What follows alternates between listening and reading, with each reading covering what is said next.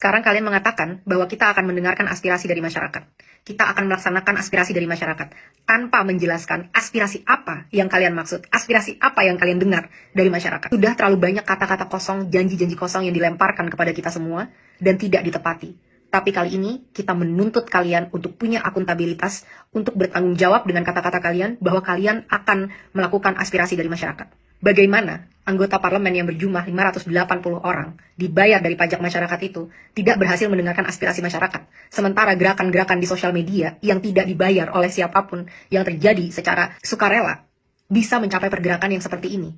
Harusnya kalian semua merasa malu dengan apa yang terjadi di situasi Indonesia saat ini. Akan kita perjelas apa tuntutan kita. Kita mau kalian bertanggung jawab dan bertingkah sesuai dengan apa yang kalian janjikan. Kali ini kalian tidak bisa lari dan tidak bisa berkilah lagi. Karena aspirasinya sudah sangat jelas dari masyarakat. Pada sebelum 5 September pukul 23.59, ini adalah 12 hal yang kita tuntut dari kalian kalau memang kalian mau menunjukkan bahwa kalian masih berpihak kepada masyarakat. Pertama, sahkan rancangan undang-undang perampasan aset sekarang juga, sebelum 5 September, tengah malam. Kedua, pecat anggota DPR yang terbukti menghina rakyat, Ahmad Syaroni, Deddy Sitorus, Bambang Pacul, dan yang lain-lain itu yang berjoget-joget di parlemen. Mereka yang hanya mewakili kepentingan partai politik dan tidak kredibel untuk merepresentasikan kita, apalagi membuat kebijakan-kebijakan. Kita minta KPK, pahlawan kita, untuk segera cek seluruh harta dan aset mereka. Apakah itu didapat dari uang yang benar-benar legal atau ada permainan-permainan dari harta-harta tersebut. Crazy rich itu tidak mungkin bisa sekaya itu tanpa melakukan hal-hal yang tidak dibenarkan secara hukum. 3. Bebaskan pihak-pihak yang kalian tahan karena menyampaikan aspirasinya. Jangan salahkan semua terhadap masyarakat. Kalian juga harus bisa refleksi kenapa masyarakat bisa sampai semarah itu. Karena kalian selama ini sudah benar-benar tuli dan mati empati terhadap aspirasi dari masyarakat. Saat kita mau mendatangi rumah kita sendiri yang kita bayar dan kita bangun dengan hasil keringat sendiri, kita dipertemukan dan dihajar dengan aparat-aparat dan segala peralatan yang dibeli dari hasil pajak rakyat. Bebaskan mereka semua. Mereka hanya mau melakukan aspirasi. 4. Reformasi DPR. Kalau memang kalian tidak mau DPR dibubarkan, maka reformasi habis-habisan bagaimana cara kalian bekerja. 1. Audit secara transparan. Apa isi dari anggaran 9,6 triliun per tahun di tahun ini dan tahun depan? Apa itu? Setiap sennya kita mau tahu dengan jelas. Dan setelahnya, setelah 7 hari, kita mau kalian laporkan penyerapan anggarannya setidaknya setiap bulan kepada rakyat. Kita mau tahu apakah investasi kita itu benar-benar membuktikan dan memberikan kesejahteraan, atau ini semua hanya investasi bodong untuk kepentingan-kepentingan pihak-pihak tertentu. 2. Rampingkan segala anggaran. Tidak ada tunjangan-tunjangan ini, itu, tunjangan beras, dan lain sebagainya. Dan rampingkan jumlah anggota DPR. Bersihkan DPR dari pengkhianat-pengkhianat rakyat. Pengkhianat-pengkhianat bosnya sendiri. Potong semua anggaran yang tidak urgent untuk kesejahteraan masyarakat. Rapat-rapat, kunjungan kerja ke luar negeri, patwal, dan semua itu tidak ada hubungannya dengan kesejahteraan masyarakat. Hentikan budaya gila hormat, karena kalian semua adalah karyawan. Bertingkahlah seperti karyawan. 3. Tolak mantan napi korupsi sebagai anggota DPR ataupun anggota BUMN. Tidak ada lagi penghargaan terhadap pengkhianat bangsa yang merampok kekayaan rakyat. 4. Hapuskan semua perlakuan istimewa yang menciptakan kesenjangan antara rakyat dan parlemen, yang membuat parlemen mati empatinya dan tidak mampu membuat kebijakan yang berpihak kepada rakyat. Contohnya, bayar pajak tidak boleh lagi ditanggung oleh APBN, harus ditanggung oleh individu. Kita tidak mau lagi melihat ada pengawalan khusus terhadap anggota parlemen. Mereka harus bertingkah layaknya masyarakat. Semua hidup kita urgent, apalagi kita yang bayarin gaji kalian dan infrastruktur dan operasional keberlangsungannya negara ini. Kita yang lebih penting dibanding kalian. Transportasi, tidak ada tunjangan mobil, cukup tunjangan untuk naik transportasi umum. 4. Hapuskan pensiunan seumur hidup bagi para anggota-anggota DPR yang masa kerjanya hanya 1 periode. Kita tidak mau lagi membayari mereka sampai akhir hayat kalau memang mereka tidak mau mengabdi dengan tulus kepada masyarakat. Kedepannya, kita mau KPK atau BPK untuk meninjau dan memeriksa harta dari segala anggota DPR, dan kita mau transparansi yang besar-besaran. Semua rapat-rapat diskusi kita mau itu ditunjukkan live secara online ke rakyat.